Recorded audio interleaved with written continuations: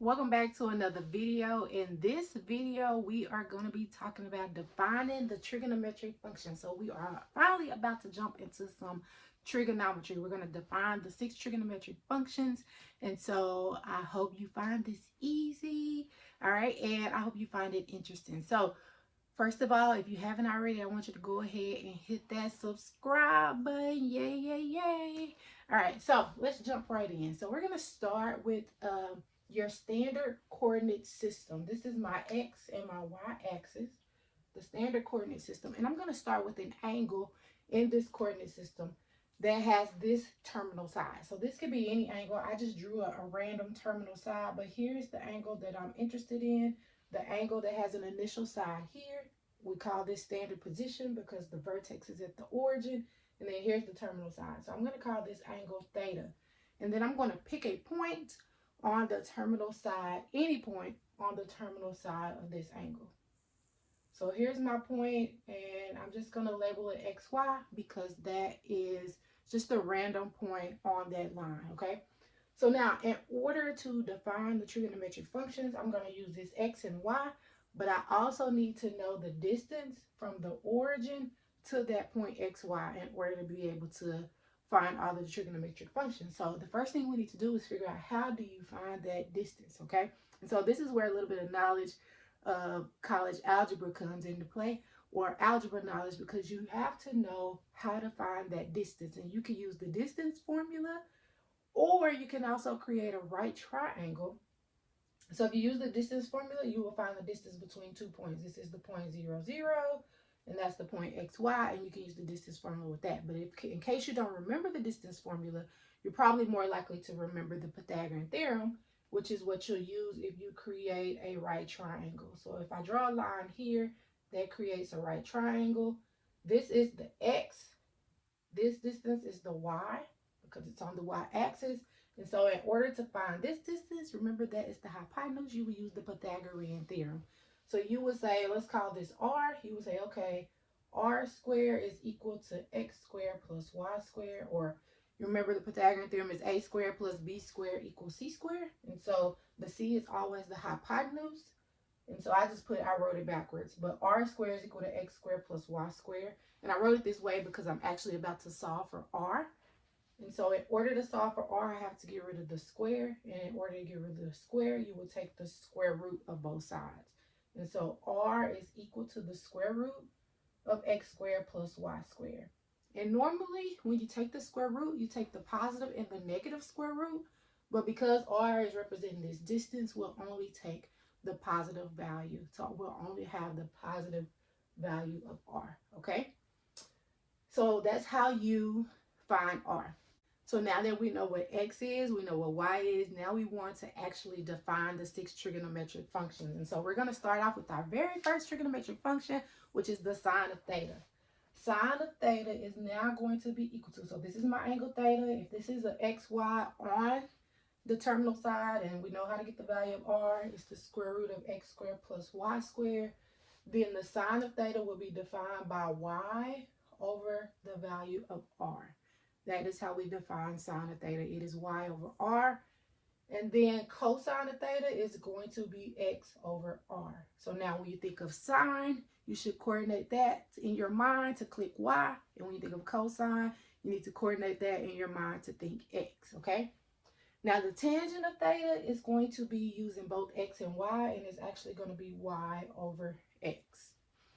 Now, each of these trigonometric functions, these are our 3 basic trigonometric functions, but each of these have a reciprocal trigonometric function.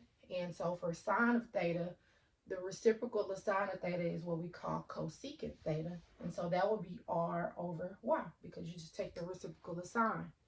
For cosine, the reciprocal is the secant of theta.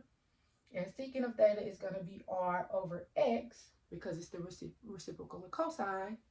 And then for tangent, this one is kind of easy. It's cotangent. That one is going to be X over Y. 2 things I need to mention here. X can't be 0. And also with the cotangent, Y can't be 0. Now remember, we only took For r, it won't be 0 if you have x and y values. As long as x, y isn't the origin, you won't get 0 for r. But these are the 6 trigonometric functions. Sine of theta is y over r. Cosine of theta is x over r. Tangent of theta is y over x. Cosecant theta is r over y. Secant of theta is r over x. And cotangent of theta is x over y. So now let's use these functions to find the trigonometric values of some angles. All right, for example 1, the terminal side of an angle theta in standard position passes through the point 8, 15. Find the values of the 6 trigonometric functions. So I'm just going to do a brief sketch really quick of what that would look like. So if this is my xy axis, then I would have a point 8, and then up here somewhere at 15, I'm not going to put 15 marks, but it'll be up here somewhere. This will be the terminal side of that angle. Alrighty. So the angle will be formed from the initial side to that terminal side because it goes through the point 8, 15. So our x is 8 and our y is 15, okay? But now we need to figure out what is r. And so remember, we just figured out how to find r. R is the square root of x squared plus y squared. So in this case, r is equal to 8 squared plus 15 squared. 8 squared is 64. And 15 squared is 225. And so when you add those together, that's the square root of 289. And the square root of 289 is 17. So r is equal to 17. So you have to find r first in order to find the 6 trigonometric functions. So now we will go through and find each value. Sine of theta, remember, is y over r. Our y is 15. Our r is 17. So that would be your sine of theta. Cosine of theta is x over r. Our x is 8. And our y is 17. Tangent of theta is y over x. So 15 over 8. So tangent and cotangent, you don't have to find r to figure them out. But if you need to find sine, cosine, cosecant, or secant, then you will have to find r. All right. So now the reciprocal of sine. So reciprocal, the way you can remember these is that for the reciprocal of sine and cosine, the first letter is opposite. So the sine, the reciprocal of sine is cosecant. It starts with the C. Sine starts with the S. Cosecant starts with the C. All right. The reciprocal of cosine is secant. Cosine starts with the C. Its reciprocal starts with the S. So remember the S's and C's alternate for the reciprocals. That's one way I always remembered it. All right. So sine of theta is, the reciprocal is cosecant of theta. So you just flip that. That's 17 over 15. The reciprocal of cosine theta is secant theta. And that would be 17 over 8. And then the reciprocal of tangent theta is cotangent theta. And that would be 8 over 15. And so that's how you find the 6 trigonometric functions. All right. Let me know if you have any questions about this. All right. Put it in the chat, in the comment below, and I will respond to it. All right. Let's look at another example. Actually, I don't have another example in this video that I'm going to work. I actually want you to try this example. All right. The terminal side of an angle theta in standard position passes through the point -3, -4. Find the values of the 6 trigonometric functions of angle theta. Alrighty.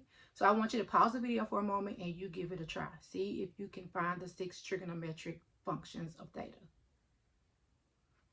All right, so let's see. Did you get these answers? Did you get sine of theta as -4/5, cosine of theta as -3/5, tangent of theta as 4/3, cosecant of theta as -5/4, secant of theta -5/3, and cotangent of theta as 3/4. If you got those, then awesome, great. You understand how to find the 6 trigonometric functions. You can go on to the next video, which is about finding trigonometric values of angles. Thank you again for watching. I hope this helped you. If it helped you in any way, go ahead and hit that like button. Now, if you didn't get those correct, I want you to hang around and I'll walk you through how to get those 6 trigonometric values. All right.